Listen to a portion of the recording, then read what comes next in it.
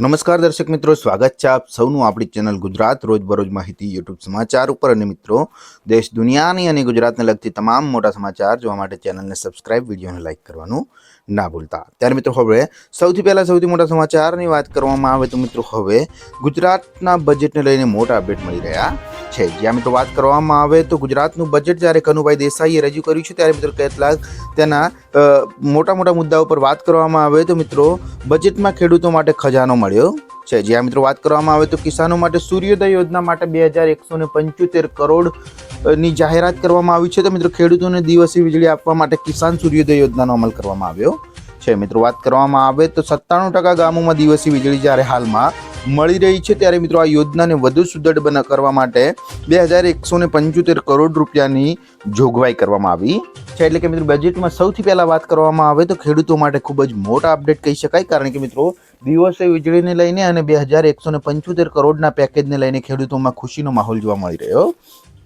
છે। ત્યારબાદ મિત્રો, અન્ય મોટા સમાચારની વાત કરવામાં આવે તો મિત્રો, હવે સમાચાર બીજા મળી રહ્યા છે। તેમાં મિત્રો, બજેટના ગામડાઓને મોટી ભેટ। જી હા મિત્રો, વાત કરવામાં આવે તો ગુજરાતના જે ગઈકાલે જે બજેટ રજૂ થઈ છે તેમાં અનેક જાહેરાતો કરવામાં આવી છે। મિત્રો, વાત કરવામાં આવે તો જેમાં પંચાયત અને ગ્રામ ગૃહ નિર્માણ અને ગ્રામ વિકાસ વિભાગ માટે કુલ 13,772 કરોડ રૂપિયાની જોગવાઈ કરવામાં આવી છે। મિત્રો, આપણે વારંવાર સાંભળતા હોઈએ છીએ કે સરકાર શ્રી ગામડાઓને ડિજિટલ ગામડાઓ તરીકે જ્યારે બનાવવા માંગે છે ત્યારે મિત્રો, હવે ફરી એકવાર મિત્રો 13,772 કરોડની આ જોગવાઈ કરવામાં આવી છે। જેમાં મિત્રો, નાણામંત્રીએ કહ્યું છે કે અમારી સરકાર ત્રિસ્તરીય પંચાયતી રાજના માળખાને સુદૃઢ બનાવવા અને ગ્રામ, તાલુકા, જિલ્લા પંચાયતના મકાનોનું નવીનીકરણ સાથે સાથે રેકોર્ડનું મોડર્નાઇઝેશન અને ટેકનોલોજીનો મહત્તમ ઉપયોગ કરી ગામડાઓના સર્વાંગી વિકાસ માટે જરૂરી પગલાં લઈ રહી છે। તો મિત્રો, આગામી દિવસોના ગામડાઓને સ્માર્ટ બનાવવાની પણ સરકાર દ્વારા વાત કરવામાં વારંવાર આવે છે। તેના માટે મિત્રો, આ બજેટ છે તે મોટું પુરવાર થશે। ત્યારબાદ મિત્રો, અન્ય મોટા સમાચારની વાત કરવામાં આવે તો મિત્રો, હવે સમાચાર બીજા મળી રહ્યા છે। તેમાં મિત્રો, વિદ્યાર્થીઓને પૌષ્ટિક ભોજન માટે મિત્રો વાત કરવામાં આવી છે। ત્યારે મિત્રો, હવે માનનીય મુખ્યમંત્રી ભૂપેન્દ્રભાઈ પટેલના સંવેદનાસભર પઢાઈ ભી પોષણ ભીના ધ્યેયને સાકાર કરવા માટે મુખ્યમંત્રી પૌષ્ટિક અલ્પાહાર યોજનાની ડિસેમ્બર 2024થી શરૂઆત કરવામાં આવેલ છે। જેમાં મિત્રો 32,277 શાળાઓના 41 લાખ વિદ્યાર્થીઓને લાભ મળે છે। જેના માટે આ બજેટમાં કુલ 617 કરોડ રૂપિયાની જોગવાઈ કરી છે। એટલે કે મિત્રો, આ 617 કરોડ રૂપિયાની જોગવાઈને લઈને મિત્રો, હવે વિદ્યાર્થીઓને પૌષ્ટિક ભોજન પૂરું પાડવામાં આવશે।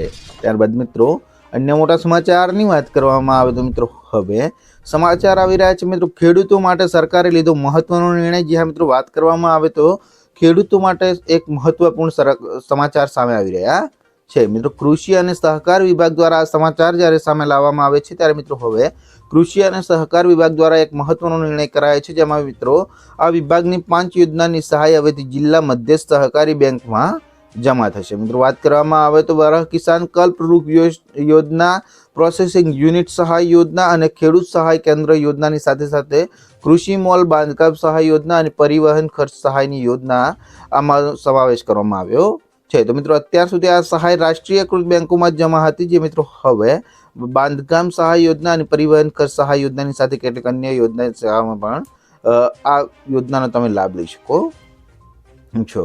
ત્યારબાદ મિત્રો, અન્ય મોટા સમાચારની વાત કરવામાં આવે તો મિત્રો, હવે સમાચાર આવી રહ્યા છે મિત્રો, સરકારી કર્મચારીઓની હાજરીને લઈને સરકારનો મોટો નિર્ણય। જ્યાં મિત્રો, આપ સૌ જાણો છો કે જ્યારે આપણે કોઈ સરકારી કર્મચારીમાં જતા હોય છે ત્યારે મિત્રો 11 વાગ્યા સુધી અમુક કર્મચારીઓ આવતા નથી અને સાંજે 3:30 વાગે પણ આપણને તેઓ મળતા હોતા નથી। મિત્રો, વાત કરવામાં આવે તો સરકારી કર્મચારીઓની હાજરીને લઈને હવે સામાન્ય વહીવટ વિભાગે મહત્વનો આદેશ કર્યો છે। તો મિત્રો, ગુલ્લીબાજ કર્મીઓને લઈને હવે આકરા પગલાં લેવાનો નિર્ણય કરવામાં આવ્યો છે। મિત્રો, વાત કરવામાં આવે તો કર્મચારીઓએ સમયસર ઓફિસ પહોંચવું પડશે। સાથે સાથે મિત્રો, સવારે 10:40 સુધી ઓફિસ કર્મચારીઓએ પહોંચવાનું રહેશે અને સાંજે 6:10 પહેલાં છોડવાનો જે છે તે મિત્રો છોડી શકશે નહીં તેમની હાજરીનું સ્થળ। ત્યારે મિત્રો, હવે વાત કરવામાં આવે તો હવે સરકારી કર્મીઓની હવે જે લાલિયાવાડી નહીં ચાલે। સાથે સાથે મિત્રો, સવારે સમય કરતાં મોડા અને સાંજે વહેલા જતા કર્મચારીઓની રજા પણ કપાશે તેવા પણ મિત્રો હાલમાં સમાચાર મળી રહ્યા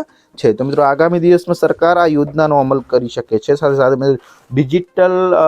ડિજિટલ હાજરી પણ ભરાઈ શકે છે।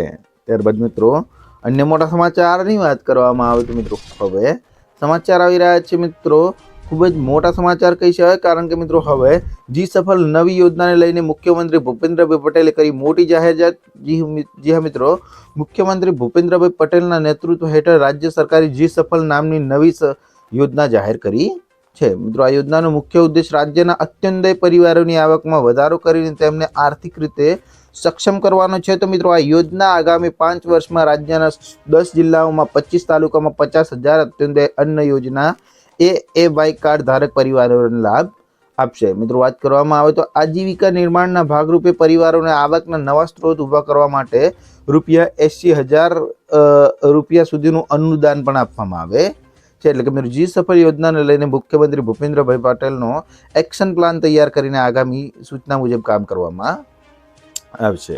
ત્યારબાદ મિત્રો અન્ય મોટા સમાચારની વાત કરવામાં આવે તો મિત્રો હવે સમાચાર આવી રહ્યા છે મિત્રો, આરટીઈ એડમિશન 2025ને લઈને મોટા અપડેટ. જે મિત્રો હવે રાઇટ ટુ એજ્યુકેશન હેઠળ શાળામાં પ્રવેશ મેળવવા માટે ગુજરાત સરકાર 2025-26 અંતર્ગત પ્રવેશ પ્રક્રિયાની જાહેરાત કરી દેવામાં આવી છે. મિત્રો તો વાત કરવામાં આવે આગામી 1 જૂન 2025ના રોજ 6 વર્ષ પૂર્ણ થયેલા હશે તેવા જ બાળકોને ધોરણ 1માં પ્રવેશ આપવામાં આવશે. તો મિત્રો શિક્ષણ વિભાગ દ્વારા આપવામાં આવેલ જે સૂચના છે તે મુજબ મિત્રો વાત કરવામાં આવે તો શિક્ષણ વિભાગ દ્વારા આપવામાં આવેલ જાણકારી અનુસાર રાઇટ ટુ એજ્યુકેશન પ્રવેશ પ્રક્રિયા અંતર્ગત 28 ફેબ્રુઆરીથી 12 માર્ચ સુધી ઓનલાઈન ફોર્મ પણ ભરી શકાશે.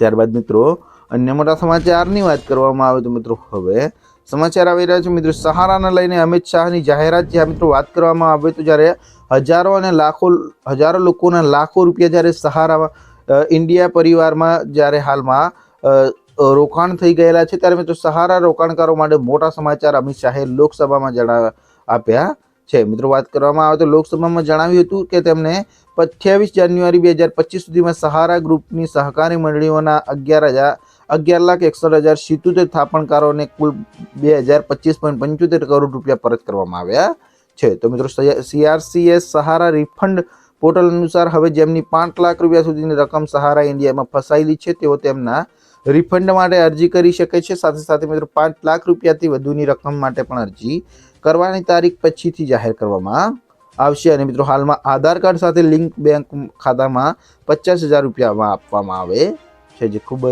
મોટા અપડેટ મળી રહ્યા છે.